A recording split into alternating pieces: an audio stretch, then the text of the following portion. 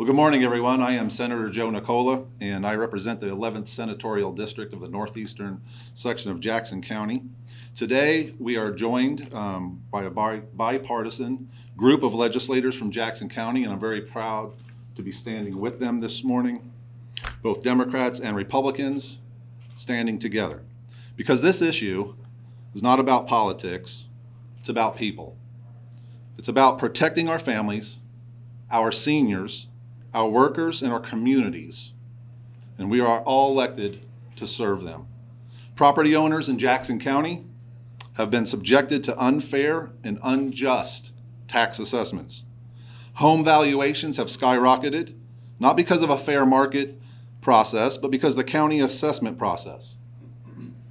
This has been irresponsibly increasing assessed values of our homes, and the result has been devastating.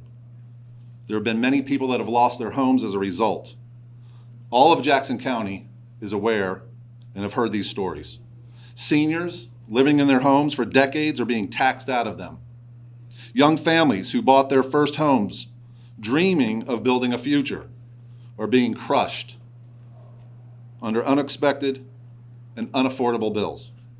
We have citizens whose tax bills have increased 500 to 1,000%. These homeowners could have never expected these types of increases or planned for this. Not only have our assessments increased drastically, but there's a domino effect. Home values have increased, and also our insurance rates have also increased, making it very, very difficult for homeowners to afford their homes. This is government overreach at its worst, and it must stop. At the heart of this issue is something even bigger. It's property rights. Owning a home is part of the American dream. It is one of the primary ways we as Missourians build wealth, security, and a future for our families. And we must preserve the ability for people to own their own homes, not just for today, but for the next generation. If we lose that, we lose something foundational to who we are as a community and as a nation, and our freedom and liberty are at stake. That's why today we're united, Republicans and Democrats alike, to say enough is enough. We have filed multiple bills aimed at bringing relief, transparency, and fairness back to Jackson County property owners. I want to take a moment to highlight just a few of these. We're excited to share that yesterday in the Senate, we passed HJR 23 and 3, sponsored by Representatives Carolyn Caton and Representative Jeff Coleman, who, by the way, Representative Coleman has been working diligently for 7 years now on the property tax issue. And I was happy to work with Senator Washington on the floor yesterday to get this moved through the Senate. It will now go back to the House for final approval, and then it'll go on the ballot for people to vote for. This will give us the right and the ability to elect our county assessor. Jackson County is the only county in Missouri today that does not have an elected assessor, but they're appointed. Filed Senate Bill number 87, which I proudly sponsor. It's on the calendar, it's been heard in the Senate, and it was filibustered and laid over. This bill would cap our property taxes at 5% every 2 years, but it would also be optional. The counties would actually have to vote for it. It would not be mandatory. It would only affect our tax liability. It would not affect assessments, so school districts can still have their bonding capability. What we need to do in Jackson County, and I believe across the state, is to keep and prevent these tax spikes from happening, especially for our elderlies that are on fixed income, so they can better budget and plan for their expenses. House Bill 999, which is Representative Fowler's bill, it is now on the calendar in the Senate, has a good chance to come up. This would give the State Tax Commission the authority to withhold funds, the taxes, to a county if they are told that they must lower their assessments, not if they raise them, but only if they lower them. Our county has had two, I believe, lawsuits. Our county executive is not obeying the judge, nor have they obeyed the state tax commission, and there is no teeth, no way to hold them accountable. This bill is very critical to hold rogue counties and rogue county executives accountable for our property taxes. Representative Jeff Coleman has filed a bill, I believe for 7 years now, that would also cap our property taxes at 2% every 2 years, or 2% a year, which would be 4% every 2 years. And it has come over to the Senate and it has died every year. With less than 3 weeks left now, in this legislative session, time is very short, but our resolve is strong. We are pushing every day to move these bills forward because the people of Jackson County cannot wait any longer. We need relief, and we need immediate relief. We are thankful for the support of Governor Kehoe, as well as both of the House and Senate leadership, Senate Pro Tem Cindy O'Laughlin, Majority Floor Leader Tony Lutkemeyer, and House Speaker John Patterson, whom I've had many conversations with all three of them, and I'm sure my colleagues have as well.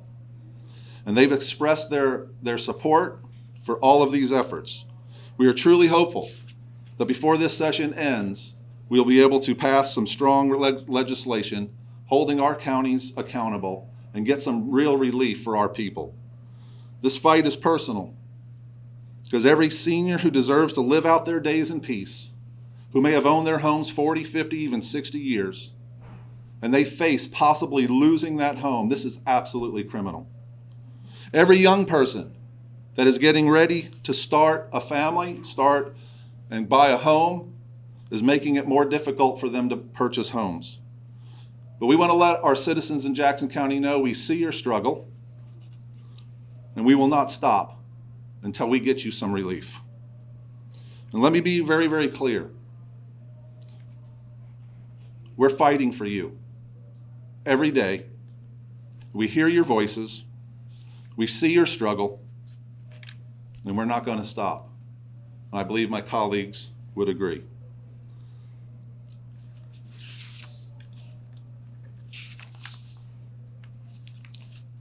But we also need your voice and your support to help make things right. Not just for today, but for generations to come. We're on your side and we're in this fight together. Thank you, God bless you, and God bless the great state of Missouri. For the elected assessor legislation, if this does pass and go on the ballot, do you plan to campaign for a particular candidate, like someone that you would like to see in that position? Do I personally plan to? Or just Not at this time, I do not. I was just saying, how do you guarantee, there is a fear that is inserting politics into a position. Do you have any concern that, there's no qualifications that a candidate would have to meet to be an assessor in Jackson County? No, I have no concerns at all. As a matter of fact, our county assessor right now does have licenses and has all kinds, and our assessments are a disaster. So that doesn't guarantee anything. This bill, the elected assessor bill, is only part of the piece of the puzzle. It's not going to bring any immediate relief right now, but what it is going to do is allow us as citizens to have accountability of who's assessing our homes. Is another piece of that puzzle keeping the Chiefs and the Royals in Jackson County? I think I would like to see that. I don't know what my colleagues feel. I probably do, and they can speak for themselves. But I would like to see them be there. But that's not part of this problem. The part of my issue personally is people are losing their homes because of taxes. You got to understand too. Property taxes, are they funding local government? Yes, they are. But we're paying taxes on unrealized gains. Property taxes are just, they're un-American as far as I'm concerned.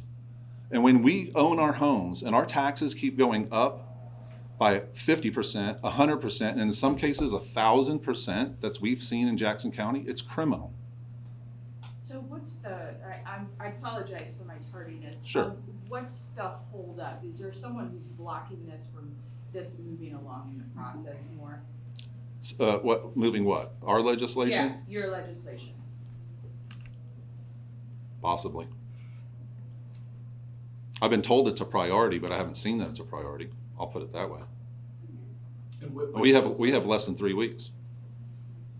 Property taxes, getting some relief on property taxes. Just all of the bills That's- together? Right, getting some relief on property taxes has been stated as a priority. When St. Louis County had a similar issue 10, 15 years ago, did that go through a vote of the statewide voters to have their county assessor elected? That's right. Jackson County right now is the only county in the entire state that does not have an elected assessor. And from what I understand from some in St. Louis, it's been a big help. No, I mean, it was Yeah. a huge ordeal, and it's not really talked about much anymore. Yeah, and I want to make this clear too. I talked about a few bills that we have in the system right now, but what I'm not saying is everybody standing here with me is in agreement with all of those. We all have our own ideas. We're all independent thinkers, but why we are standing together is because we have a serious concern about our constituents in Jackson County, and we agree together. We need some relief, and we need it now. We needed it yesterday. This is a serious. We have over 46,000 in Jackson County. Over 46,000 parcels that are in repossession. It's unbelievable. Now, I'm not saying those are all homes. It can be vacant land or whatever, but over 46,000. Just think about if taxes were lower and people were able to afford to pay their taxes. How much more money would the county get? Because they've got to go 3 years without paying taxes before it goes into repossession. So they keep raising these taxes on us to get more money to pay for their services. But how about we lower them and keep more people in it? We've got people moving out of the county. People don't want to live there. My wife's been in real estate for over 30 years in the county. And we've got a serious problem. We need some relief. We don't need talk anymore. We need relief. We need some of these bills to pass. I wish it was taken care of at a local level, but it's not. We have a county executive that's basically sticking his nose up at a judge and a state tax commission saying no. And then he comes out with a statement saying this, because we're in another assessment year, that taxes won't go over 15%. So what's he saying? Is everybody going to get a 15% increase now? It's absolutely ridiculous. I've heard the House Speaker say that, like, the steps in the process, handling this locally really needs to happen first. So I'm just curious, this would actually, since this would be out of step, I guess, in his view, probably. So I guess, do you think that's part of the issue, is that it's not being handled locally first, and maybe that's why there's some holdup here at the state level, or? I can't speak to what the holdup is. But like I just stated, it does need to happen at a local level. It's not. So we've got a problem. That's why we're needing to step in and get something done.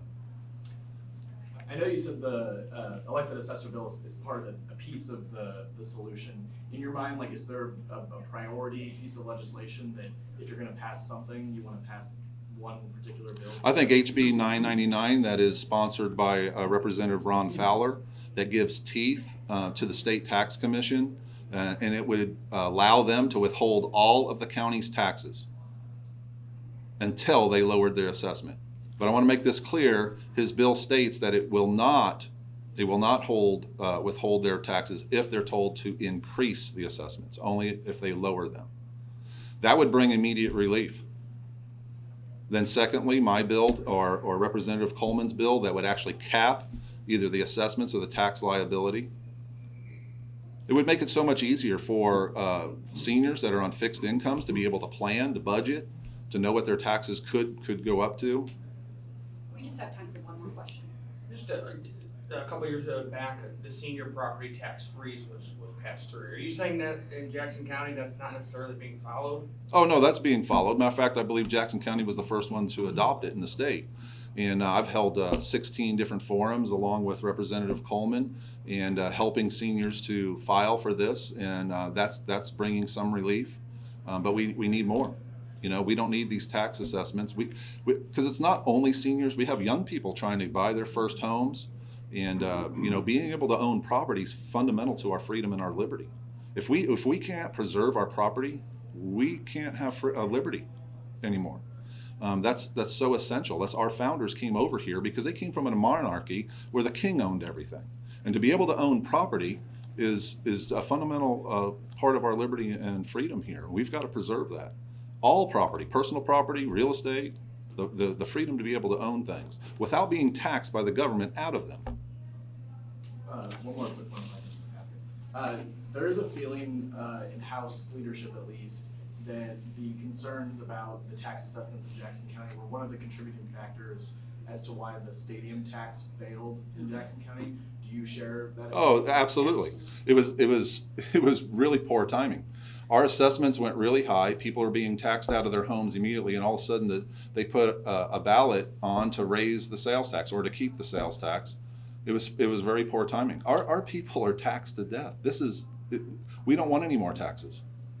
Let's get some things in control, and then we'll look at it and we'll help. I don't think most people want the Chiefs to leave or the Royals to leave, but we have to be able to afford to live, and keep our homes.